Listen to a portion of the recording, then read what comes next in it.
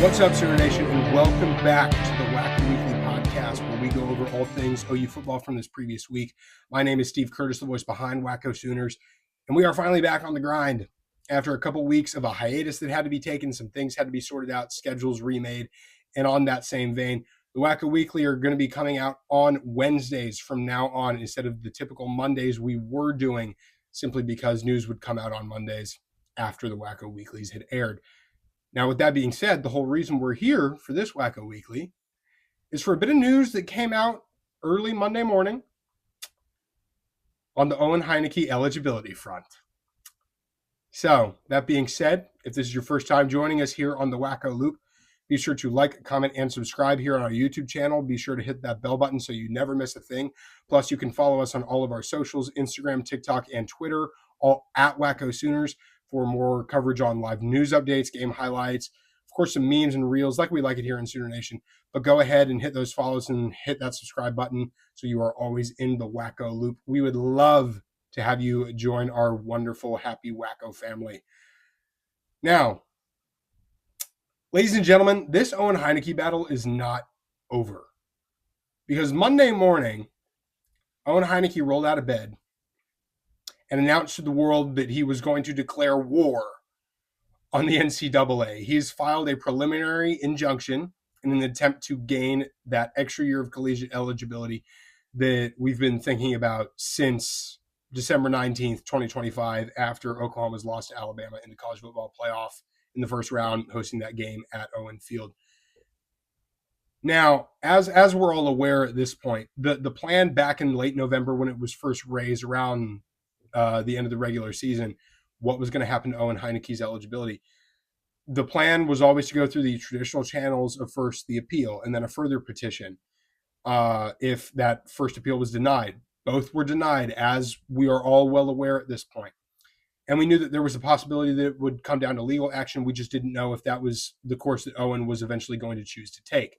Now, that being said, with that uncertainty, he went through the entire preparation process for the NFL draft in preparation to make the most of his professional opportunities that were coming down the line. So he went through combine preparation. He went to the combine. He showed out at Oklahoma's Pro Day.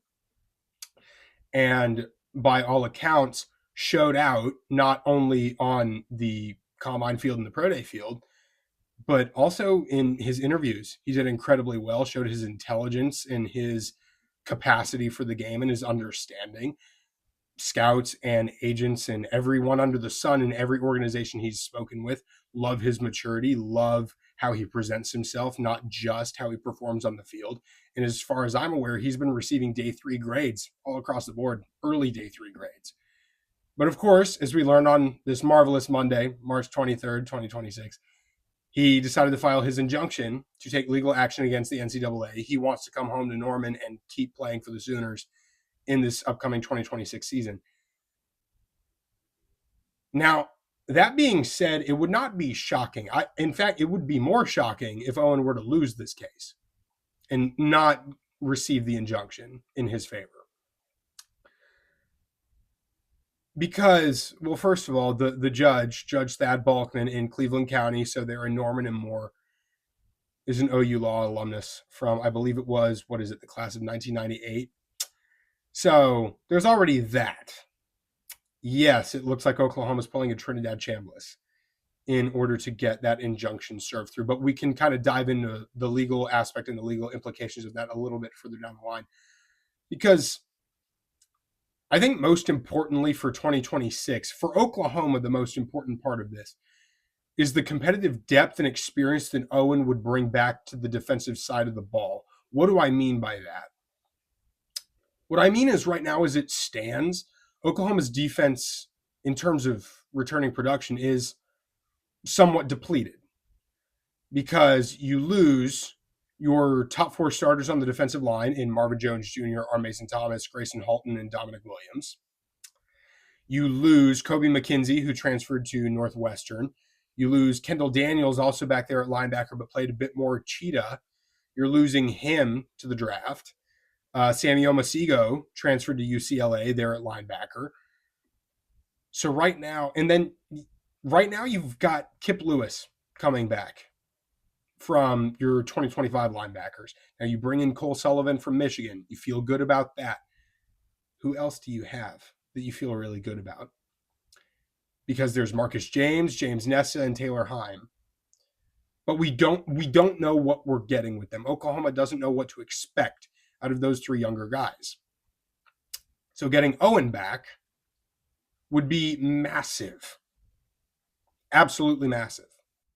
Because ultimately, what it comes down to in this Brent Venables defense is the rotational aspect of it. You're not trotting out your 11 starters and rolling with them all dang day. You are rotating guys in and out all the time.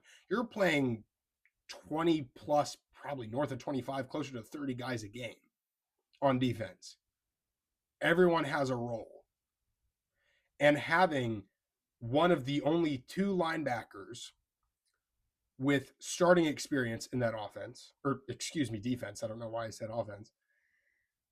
But having your top two linebackers from that defensive unit coming back, they're both in their fifth year in the system, not only in terms of a playing capacity, but also in terms of a leadership capacity, being able to teach the younger guys behind them, help Cole Sullivan adjust and give him more to learn from, not just from Kip, but also from Owen. Give Nesta, Heim, and James, and all the other younger linebackers behind them, Jacob Curry, give them plenty of time to learn as well and grow through their tutelage and leadership. So that itself is the most important piece of this for Oklahoma as a football program, as a university. And I guess a question that I've been hearing being raised is like, okay, well, yeah, if you get Owen Heinecke back, yes, that's a big deal in terms of experience and the mentorship to the younger guys. But is it really going to have that much of an impact on the field? Yes, it is. Because of all the reasons I just mentioned. Because of that, it's going to elevate the younger guys. It's going to improve the depth around them. And Owen is an experienced middle linebacker. He will wear the green dot, assuming he wins this eligibility and is back in 2026. He will wear the green dot and he will command the field. I feel much better about a fifth-year linebacker in a Brent Venables system making the calls from the middle than I do about, say, Cole Sullivan coming into middle linebacker in his first year in the system, because I don't see Kip moving inside. So anyways, I think that would be a huge grab for Oklahoma to be able to bring Owen Heinecke back in terms of what he can bring on the field, off the field, altogether. Now, aside from the football implications, we can now talk a bit about the legal implications. And I guess we need to start with a bit of a crash course, just a quick refresher for everyone. So we'll go through Owen's timeline, and then we'll talk about we'll talk a little bit about the background, and then we'll dive into the timeline and then the crazier stuff. So initially, the big question here is, will he win the injunction or not? As I mentioned earlier, given the judge and the county that they're pushing this case in, yes, Owen Heinecke will get the injunction, odds are, on the court date, April 16th, 2026. I believe it's at 8:30 a.m., 2 days before the spring game, 1 week before the NFL draft begins. Now, what we need to be curious about is how this could possibly change the landscape of collegiate athletics. And that hinges on what Owen Heinecke is fighting for. Because remember, the entirety of his case is hinging around the fact that his freshman season of 2021 to 2022 should not count towards his collegiate athletics. Because as we remember, 2021 to 2022, as a freshman in college, Owen Heinecke went to Ohio State and played 15 minutes of lacrosse in 3 games, as in a total of 15 minutes across those 3 games. Then 2022 to 2023, he transferred to Oklahoma for the 2022 fall season. Sat out the whole year due to a season-ending knee injury and received a red shirt for that year. 2023 to 2024, so what would have been his redshirt sophomore season, he played all 13 games, primarily on special teams, 13 games on special teams, and had 4 total tackles on defense, so played a little bit. Quickly became, however, the most important special teams player on the team, was a special teams warrior. Then 2024 to 2025, his redshirt junior year, he appeared in 13 more games, again, mostly on special teams, 7 total tackles on defense, had a little bit more time. And then, of course, the whole jumping and cutting in line, stealing reps from other teammates to show out for the coaches. We've heard the stories by now. And then 2025 to 2026, so this most recent season, what is, for all intents and purposes, his redshirt senior year, or would it be his junior year? Yes, this would be his redshirt junior year, I should say, because 2021 is freshman, 22 is redshirt freshman, 23 is redshirt sophomore, junior. Oh, okay. Redshirt senior. Had to do some quick recounting there. But 2025, he showed out, cracked the 2 deep at Michael linebacker, rotating in with Kobe McKenzie, played like an absolute monster. And after the Ole Miss game, where Kobe McKenzie had a groin injury, Owen Heinecke took the starting job, did not give it back, and showed out in his first game where he was a starter at Tennessee. The blackout game forced that fumble that led to R. Mason Thomas's 70-plus yard scoop and score. Had, I think, 12 or 13 total tackles that night. Finished the season with 74 total tackles, 3 sacks, 1 forced fumble, and 4 pass beatdowns. Absolute stud. Now, as we all know by now, Owen did not receive a medical redshirt for the 2022 season and was given a traditional redshirt and was unable to get the medical hardship year for 2022 and therefore could not reserve his redshirt year for another season. So the struggle here is that Owen has participated in 4 seasons of NCAA sanctioned athletics. Lacrosse for 2021 to 2022, and then football for 23, 24, and 25. And then his red shirt was worn in 2022. So what he's fighting for is for that year of lacrosse, the February 2022 game, so that 21 to 22 season, he wants that year restored to him.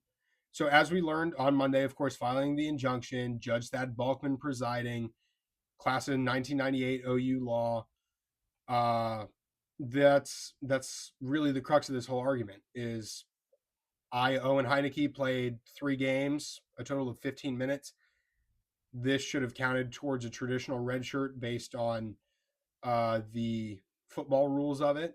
And I should have gotten a medical hardship in 2022. Therefore, I should have 1 more year of college football eligibility. Now, when it comes to the timing of this, massive applause to his legal team, because this timing, frankly, was quite genius and quite deliberate, I might say, because when it comes down to it, legal processes take time. And you want to give the NCAA as little time as possible before other extenuating circumstances to respond and hold you up and get it to the Oklahoma Supreme Court if the NCAA decided to escalate it to that level, which I expect that they would should Owen receive his injunction. You want to put the NCAA in as much of a corner as you can. So what do I mean when I say that? Well, remember when I mentioned the court date. The court date is April 16th, 2026 at 8:30 a.m. Oklahoma spring game is 2 days later on Saturday the 18th. And furthermore, the NFL draft starts on, I believe, the 23rd. Yes, April 23rd. Now, if Owen were to receive his injunction, the NCAA would have, I believe it's, 30 days to counter? And then Owen's team would have 30 days after that to counter. And there can be a whole point here when it comes to the less strictly legal aspects of this case in terms of the timeline that has to be used by the timeline that the NCAA has to follow so that they don't get kicked in the behind, because Heinecke will be able to do that on one very crucial fact, because this is not necessarily about specifically the letter of the law. This is about manipulating the law. That's what lawyers do. They don't always fight for the letter of the law. They fight to manipulate and work their way around it. So if Owen wins his injunction, he can forgo the draft and resume his position on the team activities, etc. The NCAA, as I said, would have 30 days to respond. And that would basically, if they were to respond and say, yes, we're going to challenge this injunction, that would basically be saying that Owen Heinecke is not allowed to go and make money. He is not allowed to go and use his skills to make a living, as it were. But Steve, Owen Heinecke's a walk-on. Do you really think that Oklahoma is not prepared to offer him substantial compensation to return, in addition to jumping through all these hoops and this extra hassle? Because this is not an inexpensive process either. And Oklahoma's not allowed to pay for it right now. In general, they're not allowed to pay for it. They're allowed to pay him later, and he's probably allowed to use that to cover the expenses or repay debts that are required to be taken out to bring together this legal team and this legal action. But effectively, that would be in violation of, I can't remember if it's the Constitution or the Sherman antitrust laws, for the NCAA to say, Owen Heinecke, we are not going to allow you to come back to the NCAA after the draft is already concluded. So if Heinecke were to go into court with a document or contractual agreement of some kind and goes in and says, Oklahoma's prepared to offer me X amount of money to return, which, as far as I'm aware, they are, and it would be comparable to a high fourth round draft pick, which is what he's expected to be anyways. The NCAA could be in a world of hurt in terms of it looking like, hey, this guy can't go to the draft now because of the timeline of all these court proceedings.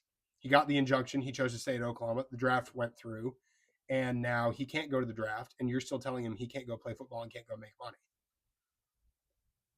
Now, I'm not a legal expert. I've not done the most articulate job of explaining that.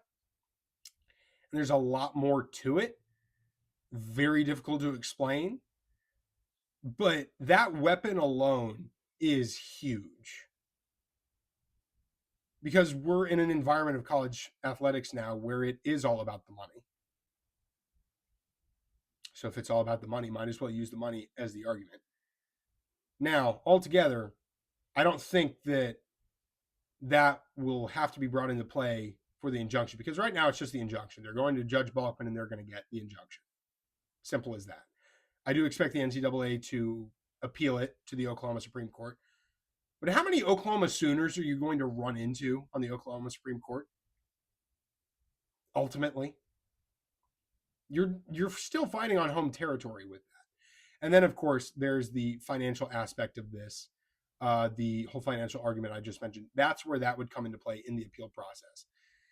But even then, I think the grander strategy for Owen Heinecke, with that weapon on his belt ready to pull out if he needs to, I think the grander strategy is that they're hoping that, given how late they filed the injunction here, it's pretty dang near the end of March, and going into the beginning of April and spring ball and coming up right on the draft, it's only a month away.